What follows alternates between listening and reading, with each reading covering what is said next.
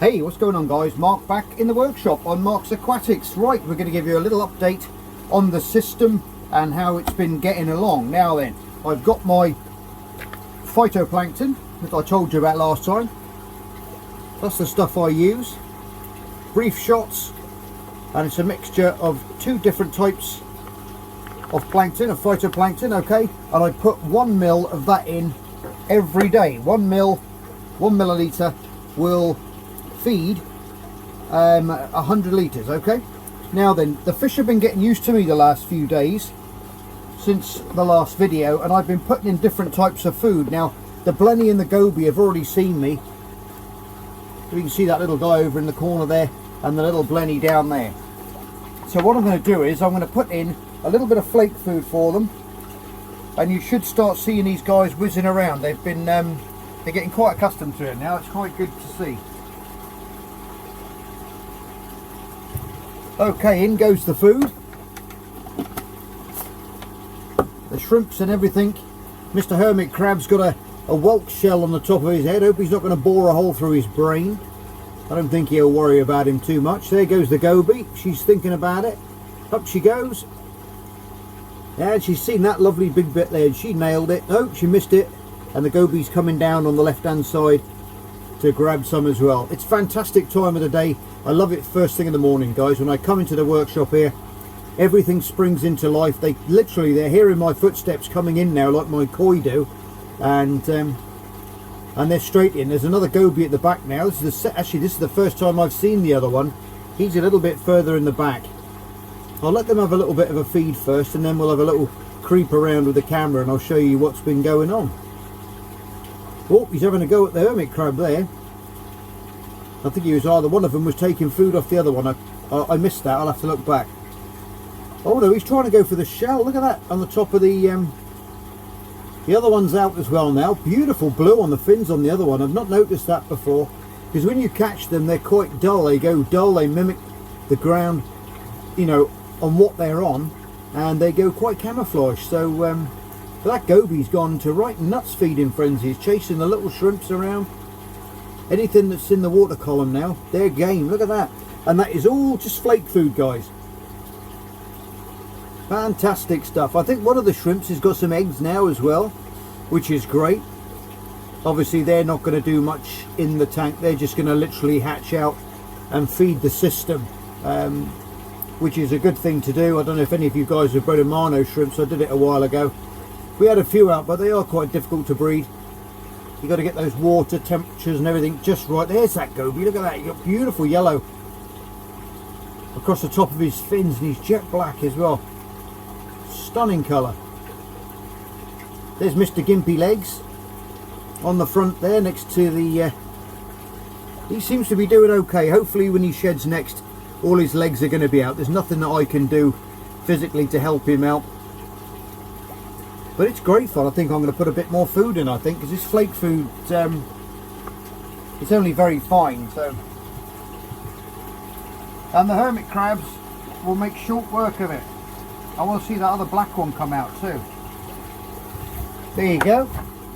There's a lot of food going in there, guys, but as you can see, it's all getting used up. Whatever the fish don't get to, this Goby and hermit crab are having a right little scrap here. Brilliant stuff. It's just lovely to see a rock pool in action. You just don't see this kind of thing in the day, because every time your shadow goes over a rock pool, they're spooked. Look at that, he's nailing it. I've got this little guy. He looks full up. Mr. Man over at the back there, he's still got his little hitchhiker, chasing all the food around. Dahlia anemone's looking stunning, as are all the beadlets. Look at that kelp, it's doing really well, that is. You see where it went around, just at the top there, it started to rot away a bit.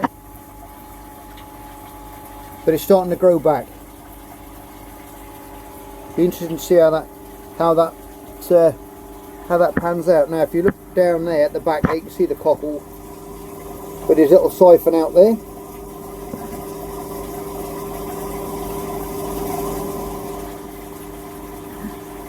There she comes. Do you see those little pink legs there creeping around the corner?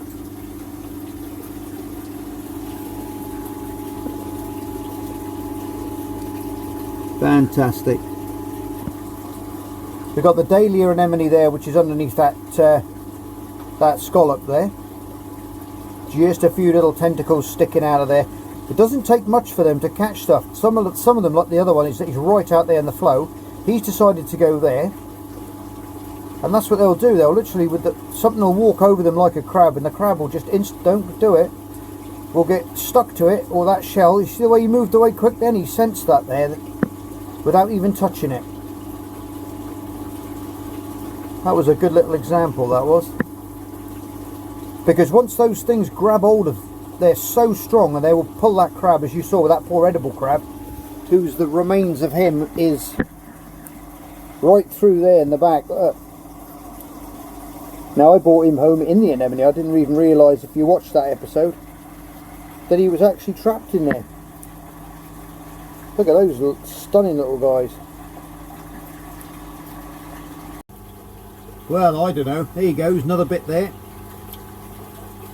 The other one hasn't come out yet. It's a little bit more spooky. The black one, if you remember back in, I think it was number 2 or number 3 video, he was the one that when we first put him in, he was very, very slow, and I didn't think he was going to make it for a bit, but they're tough as old nails. They really are. Now, some of you guys have been asking me and messaging me about the conditions and salinity and all that kind of stuff. And basically it's just bog standard, just seawater salinity. It's at just 35 parts per thousand, or 0.25, 26 will do. And don't forget, in rock pools things change so quickly. Within like half an hour of a serious rainstorm, that salinity is going to shift, and then when it's not raining, you're going to have evaporation takes place. I don't know if you've ever seen a rock pool where it's literally just evaporated into the pool, and it's just like a salt crystal crust all the way around the outside, and the weeds gone, all the gut weeds gone, pure white and bleached out by the sun. So there's huge ranges of salinity, temperature and evaporation in a rock pool, and it just shows you how hardy these guys are. People say they're difficult to keep. Rock pool critters and fish are extremely hardy and easy to keep. The hard bit to keep is the rest of it. It's the weeds and the anemones, and keeping all that up to speed as well, with regular feeding, regular water changes. Now my schedule, which I've worked out on this, I'm going to give this a 10% water change about every 2 weeks, okay? And that's it's with mixed salt, which you get in a bucket for coral reef tanks. I use Instant Ocean, I think it's called, which is a fabulous salt. There's that goby at the background there again. You see him come out? But that's the salt I use, and I basically mix that up with RO water, which is reverse osmosis. I don't know if you guys have ever looked under someone's sink, if they've got a little tiny tap and it goes through like a carbon filter. Well, basically that's your reverse osmosis water, but with the one I've got, it's a 4-stage one, so it literally strips out all the minerals in the water, okay? Takes everything out. It takes out all the chlorines, it takes out chloramine, it takes out copper, because copper, if you didn't know, is absolutely lethal in a marine tank of any sort, okay? Or even in freshwater, if you've got shrimps. Any invertebrates like shrimps, crustaceans, crabs, hermit crabs are highly susceptible to copper, okay? As are corals and different things like that, and it will kill them. It is in nature, but in super low concentrations, okay? But I see so many people, and throughout my YouTube history of breeding fish and keeping marine stuff, I've had so many questions. People say, oh, I had white spot in my tank, on my tangs in my marine reef, and I put some of that in and everything's died. And I'm like, oh my goodness. And they've just wiped out about £1,000 worth of gear in their tank just by putting a copper medication in, because that is highly concentrated copper medication, and to kill the white spot little tomites, which are the little spores, the little white cysts. When they erupt, you get the little tomites, free swimming in the water, and the copper kills them. Okay, so never ever go near your tank if you get one of these, or a reef tank with copper or with corals, all right, because you'll crash your tank out in no time at all. Now this has been one of my favourite little tank builds that I've done for a long time. Now when I lived back in the Channel Islands, back in Alderney, I attempted this when I was quite young, when I was in my teenage years, but we just didn't have the gear back then to actually pull this off with chillers and different things. And I lived up in the roof space up in the house, which got super hot, and I couldn't keep anything up there. As much as I tried, it was just got really despondent in the end, and gave up in the end, sadly. But it's great now coming back to this after going full circle back again through breeding lots of different types of fish and different things, back to this little tank. And it's only 2 foot square. People have asked me about the size of the tank. It's just a 2 foot square tank by, let me see if I have my tape measure there, I can show you. There you go. We're 2 foot by 11 inches high. That's all this tank is. Okay, I know it looks bigger with this depth of field that we've got here on the shop, but believe me, this is all it is. They're all having great fun in there. Look, they're taking it off the surface now like goldfish. It's brilliant. I'm going to keep feeding them. They're due a water change in the next day or so I can put some extra food in there, which will the water change will help that water out tomorrow when I do the water change. But it's great fun just seeing them coming out for you guys to give you a bit of a show, and they'll have a nice little fill up. And I'll tell you one thing as well, they are not shy, as you can see. I'm putting my hands all over the place, down by the crab comes up and tries to bite me fingers. Even the gobies, they're just absolutely bulletproof. They're not frightened of me at all. If you've got, the only expensive part of this really is a chiller. A chiller's going to set you back about 300 quid. I'm not sure if Aquamedic do them, Lando do them, or you could pick a second-hand one up for someone who's had a reef tank and they've given it up. There's always a load of them on eBay to give it a go. But everything is absolutely thriving in here. I've got no dieback at all. We've got that lovely bit of kelp over there, which is actually growing. A little bit of it died back, but the rest of it's starting to grow now. All the other weed, the dulse, that's growing well. The bladderwrack's growing along the surface. Like I say, the sea lettuce has gone nuts. That really has gone crazy. But one thing I will say, they've all got their own little territories. The goby likes it in the front there, the other goby's in the middle of the tank in amongst the weed, and the Blenny she tends to stay up in the left hand side there. She comes down in the front, but the goby tends to spook her off and say, get out of my territory. Because this is what happens, you see, as soon as you get a feeding regime coming in, they'll pick that prime spot where they want to be when that food comes in. It's just like when that tide turns, I put the food in, here comes all the sand eels like in the wild, and the food, plankton, all that kind of stuff. Here she comes, she's going to chance it. Let's see if he scares her off. They're looking at each other. This is my patch, move away. No, surprising. Normally she gets spooked off.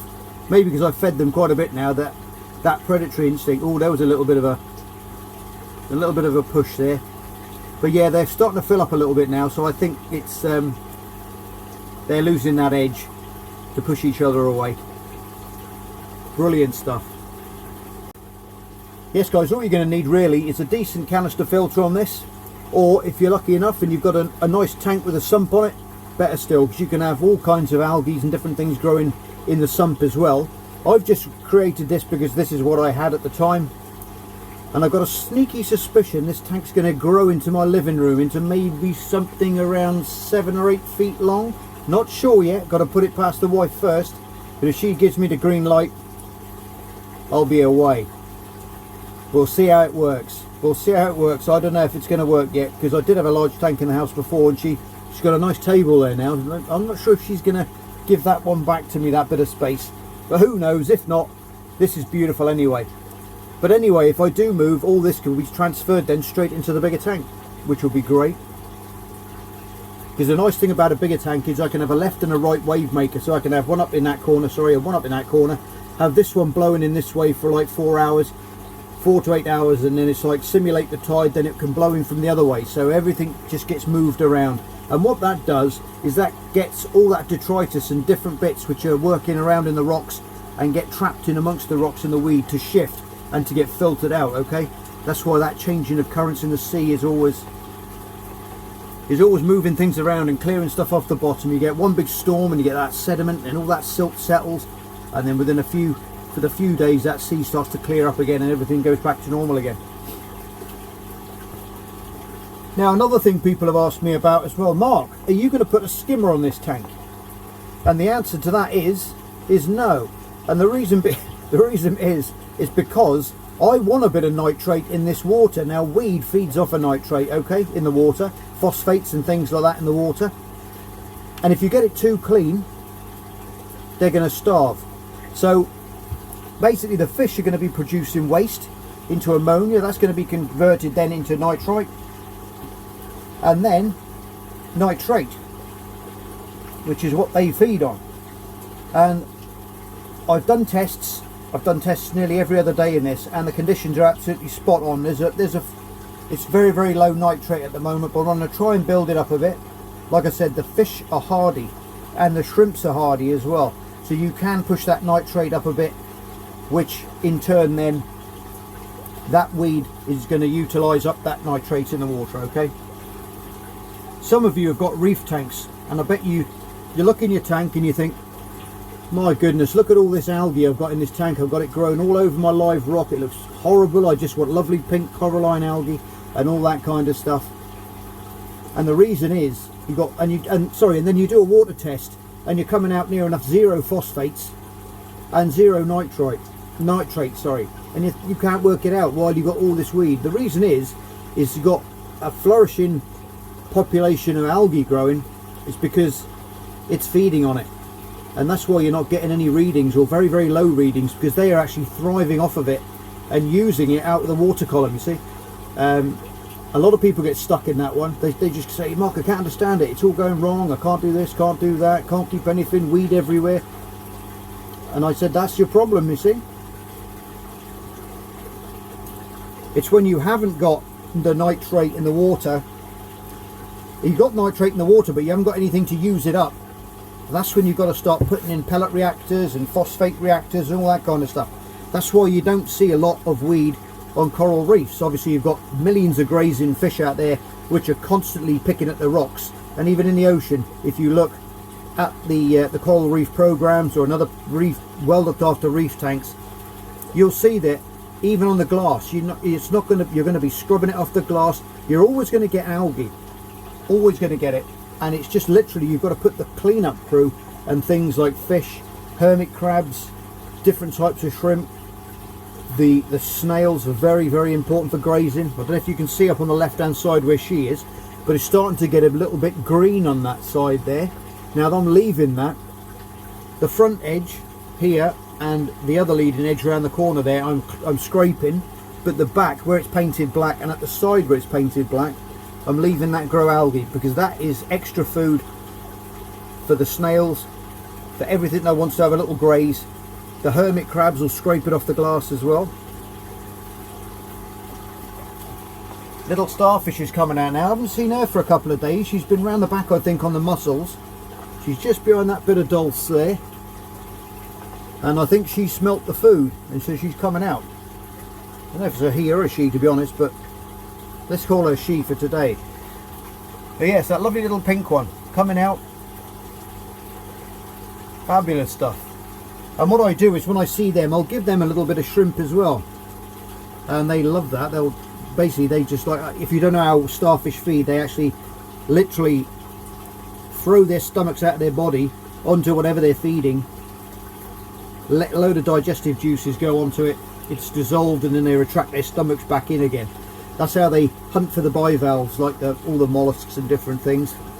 Now while I'm here, I think what I'll do is I'm going to put a mill of the old reef shots in there as well, making sure everybody's okay. I'm going to put in a bit more, I think. And always screw the lid back on straight away, because I always drop it and spill it all over the place otherwise. You might not be as clumsy as me. There you go, I'll put it in there and you'll see that coming out. Bit of air first. It just comes out like, you'll just see it like green powder going into the water. That's all it is.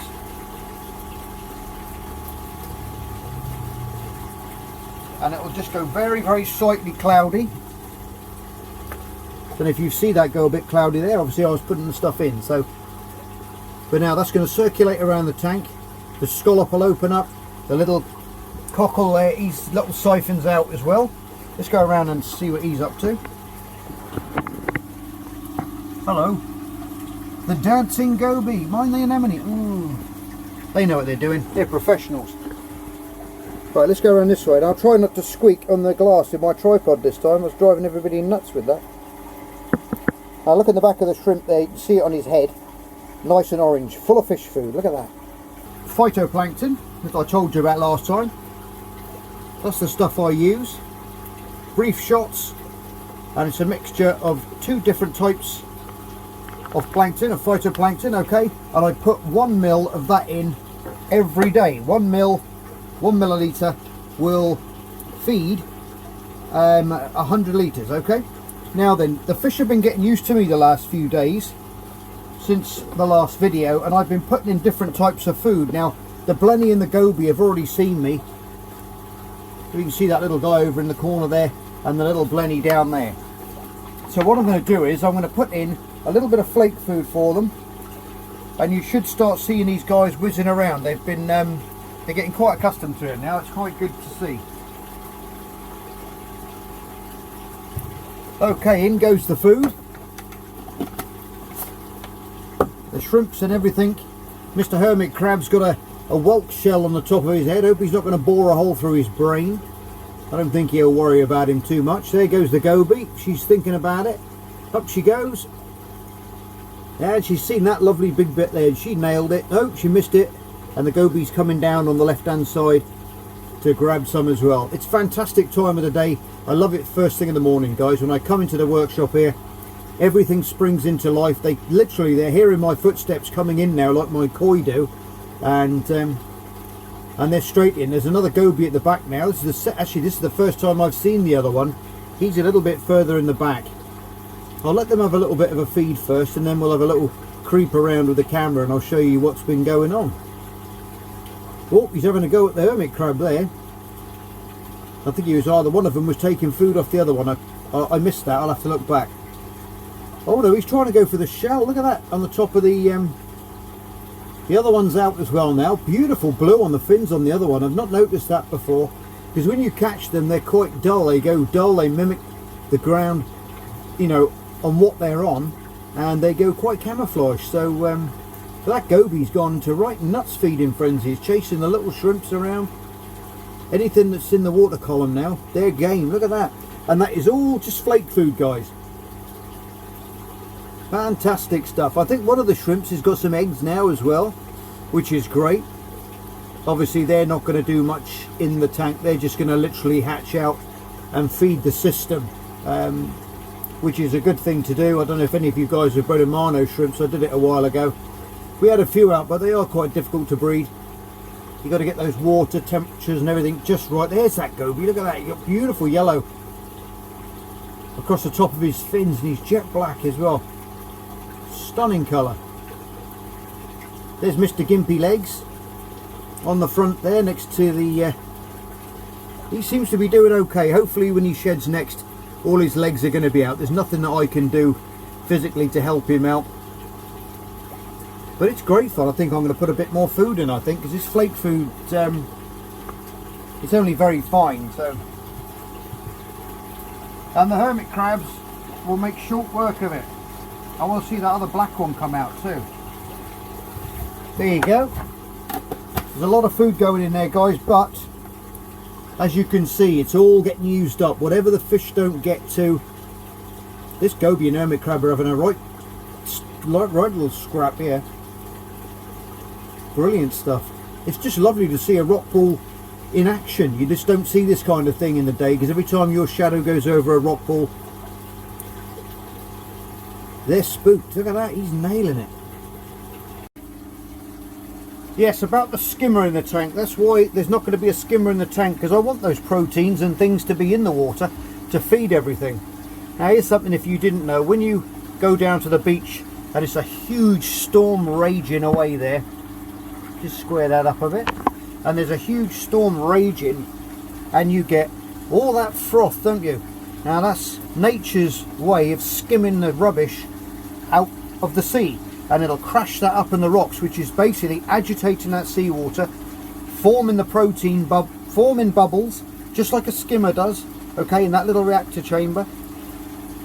All the proteins in the water then, and the rubbish, all the old diesel, different things will stick to those bubbles, and they'll get washed up onto the shore, and then they will create that foam like you get the skimmate, as it's called, in the cup, where it overflows with the bubbles. They go into the trap. Now that's nature's way of doing it, and this is how they worked out how skimmers worked, and why they made them, because they just noticed this is what was happening. The protein was sticking to the bubbles, thus cleaning the water. So it's that's quite an interesting thing there. If you didn't know that, that's what happened. So basically you've got a little tiny storm in an acrylic tube in your sump, which is creating bubbles to clear the proteins, phosphates and all the other nasties out of your aquarium, and put them into there so you can empty them down the sink or the toilet, clean it out and start again. Now even in my coral room I've got a big skimmer running in there, but only for a couple of hours a day, that's all. Don't keep it on all the time, because you can over skim a tank quite easily, okay, and take a lot of the other stuff out as well. A lot of the minerals, different things you can skim out, so you've got to go quite easy. So I wouldn't put them on too much. Just a little tip from me in my shed to you.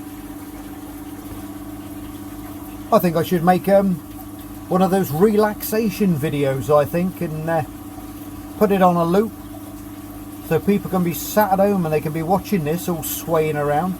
Now this is only going to get better with time, guys. The tides are getting better next week and the weather's fining up as well, so we're going to be off for another forage down a different beach, hopefully next week, early next week, maybe midweek, and we can get some great footage down there. It's so nice when it's a sunny day, bright sunlight, and everything shows up so clear. And hopefully where we're going, it's going to be a lot clearer, the water as well, not like down Penarth where we went in the first video foraging for stuff for the tank, or even down at Rest Bay where we went down there as well. The water was a little bit clearer there on the higher on the rocks, but it's still well into the Bristol Channel there, and very, very mucky water indeed, very silty. Very good for bivalves. I think that's another thing we're going to be looking for as well. Some mussels. We're going to have to get some mussels for this. What else can we get? Oh, there's that goby again, right in the background there. I don't think you can see him. He's just, you probably see just a little yellow streak. The front dorsal, the top of the dorsal is a yellowy blue. Oh, he's after the prawns then. Shrimps. I'll get it right one day. But apart from that, everything's doing extremely well. Peach is looking a little bit dodgy up there between these two anemones, but keeping these tanks, if you want to recreate an actual rock pool, you're going to get losses, and this is all part of it. Now I'm going to keep the anemones fed, obviously, on little bits of shrimp, little bits of mussel, bits of squid. I buy these frozen packs where you can just defrost out what you want and keep everything fed. I can see you looking at me. Oh, there she is. A little shied away there. Where are you? There you are. I can see you. Oh, sorry.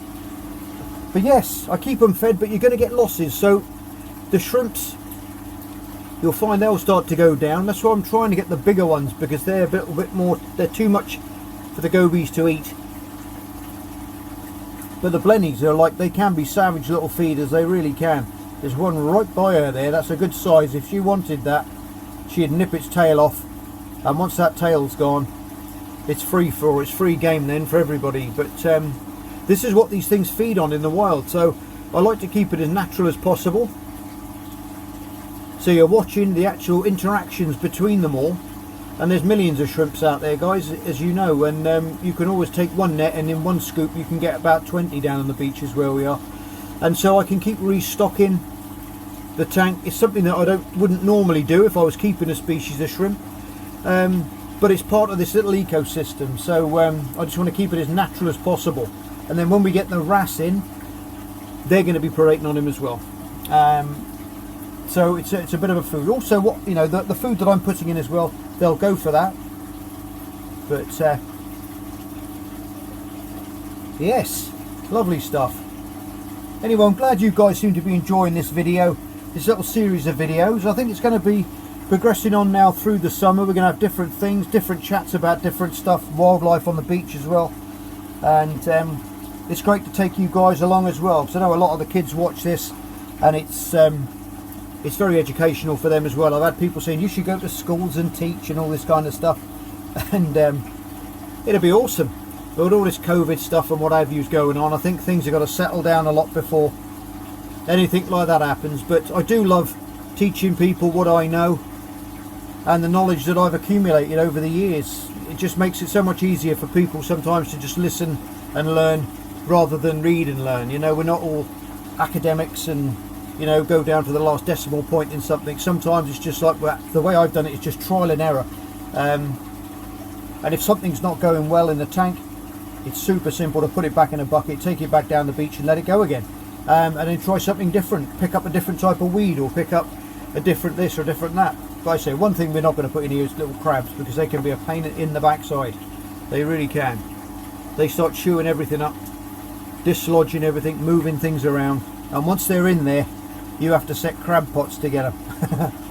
Make a little miniature crab pot and put it in there to catch them out. Anyway guys, lovely to see you and have you on board again. If you're not subscribed to the channel, hit the old subscribe button and that notification bell for up and coming videos, and hit all what do you call it? Oh, you know what I'm talking about. Hit the icon button with all that notifications thing in it, all notifications. That's what I was trying to get to. We got there in the end. And you won't miss anything out that way. And give me a thumbs up if you like these little videos as well. It all helps the channel out, these little algorithms. And yes, as always, your stars, thanks for tuning in again. From Mr. Goby there, who's still filling his little tummy up full of fish food. It's goodbye from us. Love you loads, take care, and I'll see you on the next episode of Mark's Aquatics. Bye for now.